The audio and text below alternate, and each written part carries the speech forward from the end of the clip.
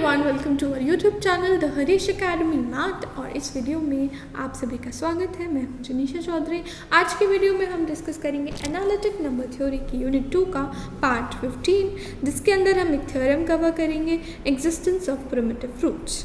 Primitive root कब exist करते हैं, यानी एक हमारे ग्रुप का जनरेटर कब एग्जिस्ट करता है। Because what is primitive root? It is generator. और प्रिमिटिव रूट अगर हमें किसी ग्रुप का मिल जाता है, then that group becomes a cyclic group.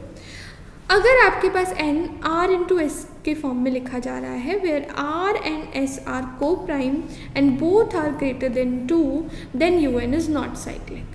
un कभी भी साइक्लिक नहीं होगा अगर हम उसके n को, यानी उसके ऑर्डर को, उस n एलिमेंट को किसी दो ऐसे नंबर्स के प्रोडक्ट की फॉर्म में लिख पाएँ जो कि आपके 2 से बड़े हैं और आपस में को प्राइम्स हैं। क्लियर? फॉर एग्जाम्पल मैंने लिखा U15 can be written as 3 into 5, 3 and 5 both are greater than 2 और 3 और 5 दोनों ही को प्राइम है। इसका मतलब कि U15 हमारा साइक्लिक ग्रुप नहीं होगा, यानी इसका जनरेटर एग्जिस्ट नहीं करेगा। लेकिन इसका प्रूफ देना पड़ेगा। ऐसा क्यों होता है? तो क्योंकि आर एस का जीसीडी 1 है, तो अगर मैं फाई ऑफ एन निकालूँ तो phi of r into phi of s आएगा। जैसे कि मैं फाई ऑफ 15 निकालूँ तो what will it be? Phi of 3 into phi of 5, और फाई ऑफ 3 होता है 2, फाई ऑफ 5 होता है 4, तो ये हो गया 8। ठीक है, तो हमारे पास 5 15 8 आ गया। So we have phi n equal to phi are into phi s. अब आर एस दोनों 2 से बड़े हैं तो फाई आर और फाई एस दोनों इवन होंगे।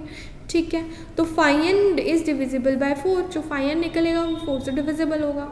It follows that integer e equal to half of phi n is divisible by both phi r and phi S.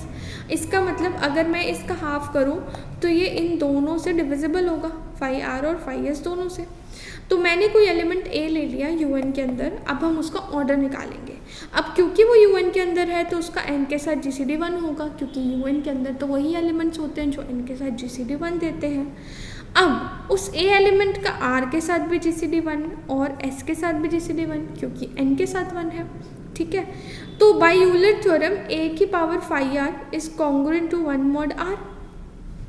देखो सिंपल सी बात है, A की पावर फाई आर हमारे यहाँ पे क्या हुआ? ए और आर का जीसीडी 1 है, तो यूलर थ्योरम के अकॉर्डिंग अगर ए की मैं पावर फाई आर करूँ तो मुझे 1 रिमाइंडर देगा मॉड आर के साथ, और ए की पावर फाई एस करने पे भी 1 रिमाइंडर देगा।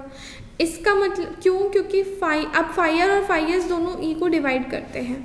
ठीक है, क्यों? क्योंकि ई मेरा क्या था? E was half of phi N. ठीक, और फाई एन मेरा क्या था? Phi are into phi S. तो वी हैव ए की power E is congruent to 1 mod r and A की power A is congruent to 1 mod s, क्योंकि अगर ये इनका ऑर्डर है तो ऑर्डर को डिवाइड करने वाले नंबर्स का पावर भी करने पे 1 ही मिलेगा आपको आंसर। अब क्योंकि r और s का जो जीसीडी है वो 1 है और a की पावर e मेरा कॉन्ग्रुएंट है 1 mod rs के, a की पावर, क्योंकि इन दोनों इक्वेशंस को अगर हम मल्टीप्लाई कर दें तो हमें ये मिल जाएगा। तो a की power e is congruent to 1 mod n। अब E क्या है? इसका मतलब A था हर एलिमेंट आपका UN का, और हर एलिमेंट का ऑर्डर जो है वो E है, और E क्या है? हाफ ऑफ फाई एन, जो कि ग्रुप के ऑर्डर से छोटा है। और ग्रुप के ऑर्डर से छोटा अगर हर एलिमेंट का ऑर्डर है, मतलब कोई एलिमेंट ऐसा है ही नहीं जिसका ऑर्डर ग्रुप के ऑर्डर के बराबर हो।